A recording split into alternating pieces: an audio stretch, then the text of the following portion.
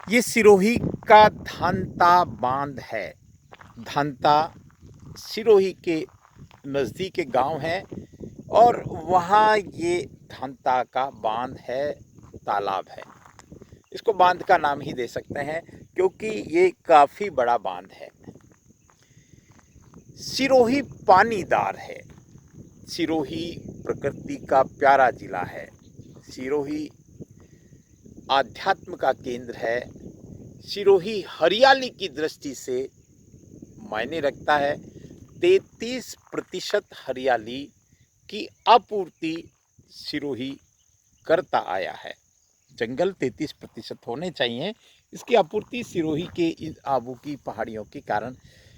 आज हम एक खूबसूरत क्षेत्र बता रहे हैं आपको, बेहद खूबसूरत क्षेत्र बता रहे हैं। और इस खूबसूरती में जो खूबसूरत प्रयास हुए हैं हमारे सरकार के या हमारे उन शुभ चिंतकों के, उसके बारे में भी आज आपको बताने की कोशिश कर रहे हैं।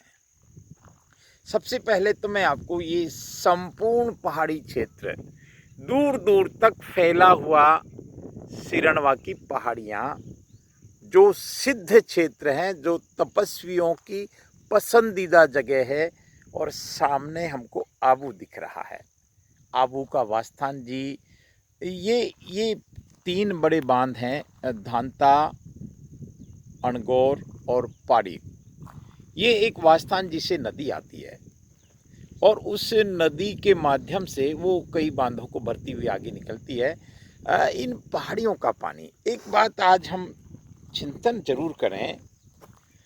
राजेंद्र सिंह जी का सूत्र है कि जहाँ पानी दौड़ता है वहाँ चलना सिखा दें, जब पानी चलने लगे उसे रेंगना सिखा दें, और जब पानी रेंगने लगे उसे इकट्ठा कर लें, धरती माँ का खुला पेट देखकर उसमें बैठा दें। ये जल संरक्षण का सूत्र है।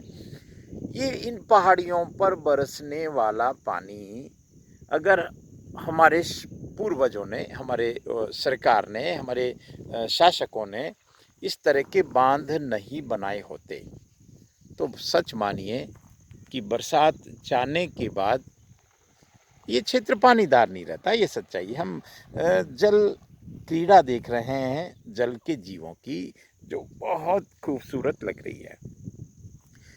आज ये जगह हमको देखनी चाहिए। ये इसलिए देखनी चाहिए कि पानी तार बनाती है ये जगह। ये यहाँ का जो जल संरक्षण का बहुत बड़ा सेंटर है। हालांकि इस बार कम बारिश हुई है, लेकिन फिर भी पानी इतना ज़रूर है। अब मेरी जहाँ तक जानकारी है, ये यहाँ का पानी सिरोही भी पहुँचता है। वैसे मूल सोर्स तो अणगौर बांध है, जहाँ से पेयजल की आपूर्ति सिरोही को होती है। लेकिन आप ये देख सकते हैं कि इस बांध के नीचे का क्षेत्र 100% हरा भरा है। यहाँ के कुएं रिचार्ज हैं। ये सच मानिए, ये पक्की बात है, ये प्रैक्टिकल बात है। इसलिए हमको इन बांधों पर ध्यान देना चाहिए। ध्यान दे रही है सरकार, दे रही है जैसे भी, क्योंकि भले ही 3 साल में, 4 साल में, 5 साल में कभी बहुत ज़्यादा बारिश होती है, भले ही 3 साल में, 4 साल में हो, लेकिन उस दौरान उस पानी को हम सहेज सकें, उस पानी को हम संभाल सकें, ये एक व्यवस्था होनी चाहिए।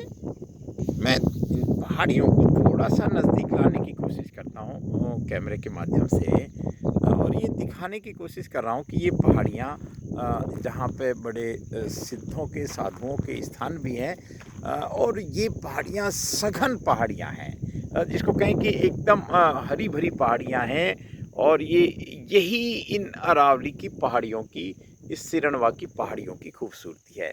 और इसीलिए इन पहाड़ियों में अनेक अनेक, जैसे जंगली जानवरों के लिए ये एक सुरक्षित स्थान है, तो साधु संतों के लिए, तपस्वियों के लिए हम आपको सिद्धेश्वर महादेव मंदिर भी दिखाएंगे।